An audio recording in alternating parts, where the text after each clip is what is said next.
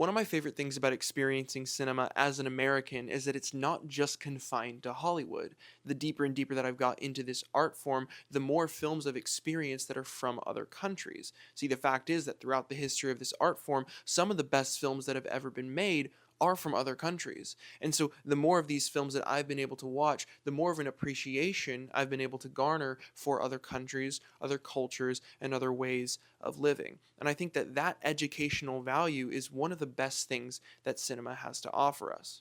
So, at my local theater, Alamo Drafthouse Cinema, I was able to see Kleber Mendoza Filho's new film, The Secret Agent. I think a little earlier than most theaters are showing it, which is always a huge plus. It really is a theater for cinephiles, and I feel like people have been raving about this film ever since the festival season, and there's a lot of things about it that really impressed me that I can really appreciate, but then there were some things that made it kind of difficult to digest. And so I wanted to start with the things that I didn't like quite so much, or maybe the problems that, in my opinion, it has, and then move on to some of the things that really impressed me.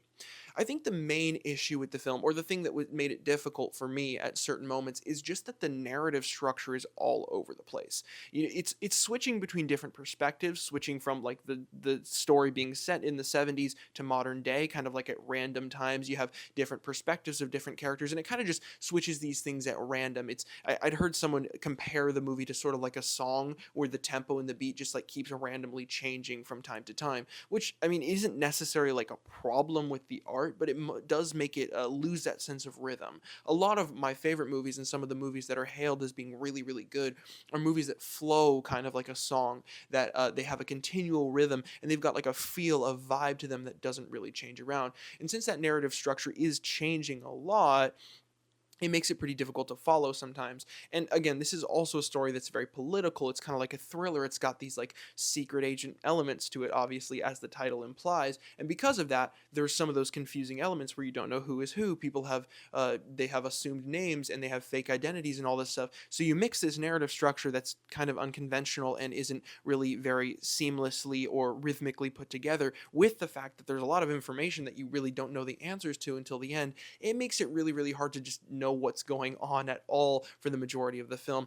especially for the first half. There's a lot of just like head scratching moments where you're just like, okay, so who's this? Like, what's going on? We're switching from character to character. And of course, there's certain things that are constant, like our main character, who's played by Wagner Moura, who does a phenomenal job, by the way.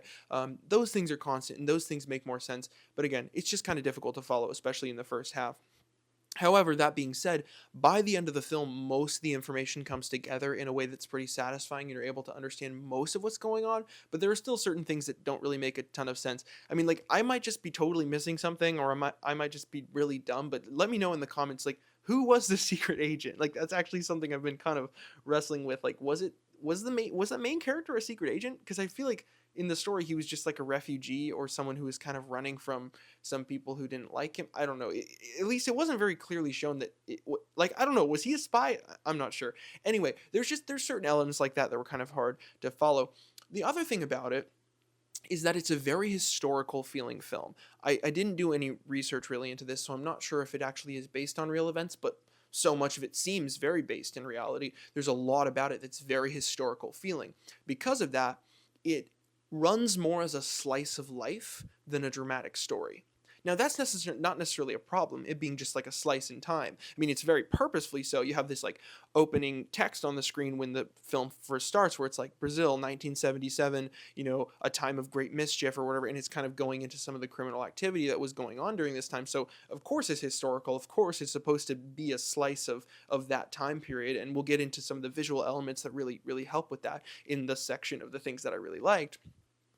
But because of that, it makes it difficult for some of the elements in the movie to hit, like emotionally.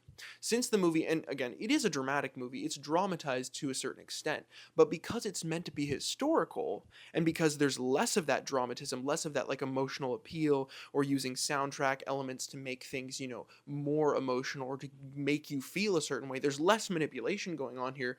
It makes it so that certain moments they don't feel emotional, right? And there's certain things about movies that have like a really emotional, dramatic appeal to them that are really satisfying. And since this movie isn't really interested in that, it's more interested in just kind of giving you a historical record, like, this is how things are. It isn't really interested in giving you, like, a nice climax and a three-act structure and, like, a happy ending, right? It's not interested in those things. Because of that, it's kind of difficult to get behind sometimes because you're like, okay, well, this is just happening, but like, why should I care? You know what I mean? Like, it doesn't necessarily make you care, and there aren't a lot of like moments that are really beautiful. You know what I mean?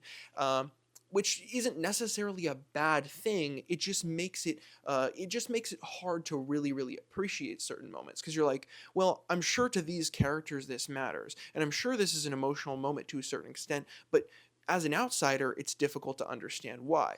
And here's the other thing though, since it is kind of historical in that way, I'm sure it actually does hit pretty hard for some people who actually did experience these things at that time period. Perhaps people who are from that country have a deeper understanding of what's going on, and perhaps it's just me as an outsider, as an American, not really being able to appreciate that. But again, it just makes it kind of difficult for every viewer to really be sort of entertained by it to a certain extent because of the fact that it just really runs like a historical record. And because of that, again, it can also be a little bit of a chore sometimes, not necessarily boring, but just not super interesting.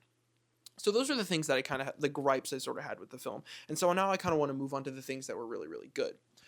The first thing that really impressed me was just there was a lot of visual technical elements that are super well done. And I found this to be a common thing among modern filmmaking. Take a director who knows what he's doing with modern, budgets and modern gear. He's going to make a movie that looks good. And I'm a sucker for when a movie looks good. I love cinematography. That's probably my favorite part of the filmmaking process. Just making visuals that are stunning and breathtaking is just the top for me of it's the peak. And so there were a few things in this film that were specifically uniquely really well done. One was the use of split diopter shots, which were super cool. And a lot of them you don't even notice at first. There's a couple of split diopters in here that are like really obvious. You're like, okay, wow, that's a split diopter shot. But a lot of them are more subtle, and that kind of shot is just super cool. Like when you have the lens literally like physically split into so that you can focus on something that's super far away and something that's super close. That's just super cool, and it's got a really cool stylized look to it.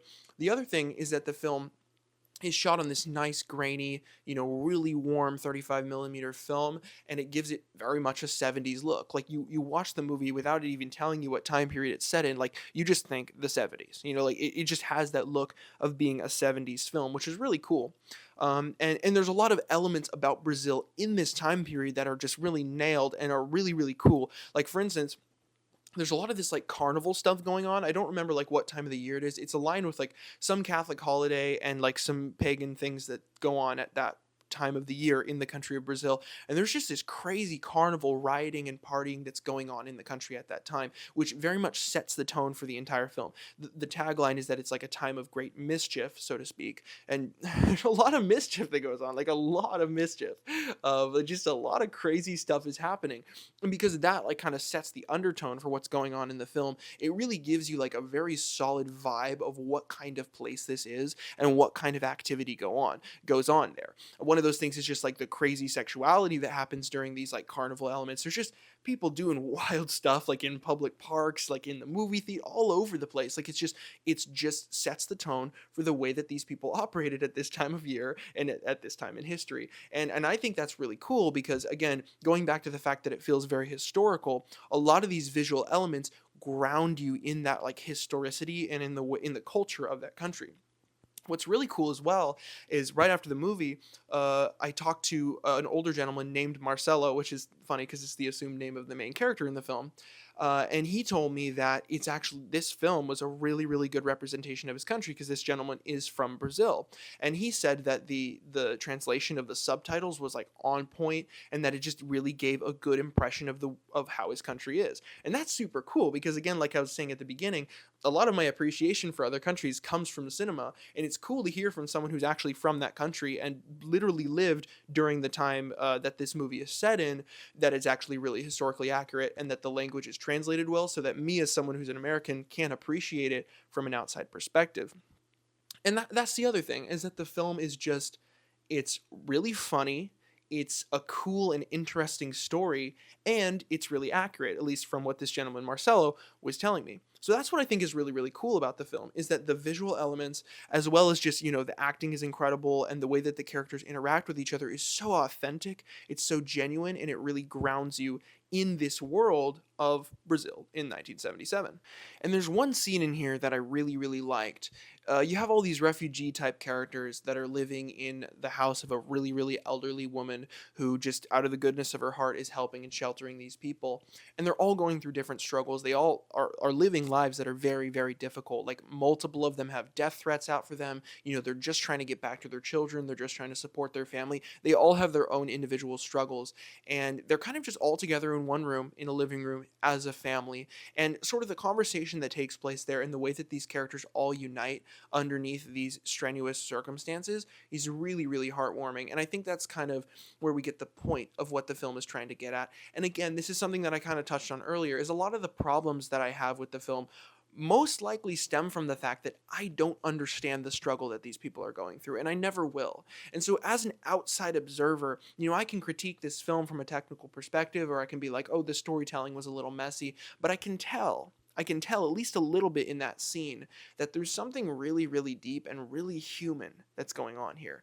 And again, it's not something that I can claim to understand. I hope to be able to see the film again so that I can try to unpack this a little bit more. But I can tell that these are people from a country which has a history of a lot of suffering. And that's something that even me as an outsider, I can appreciate as being profoundly beautiful.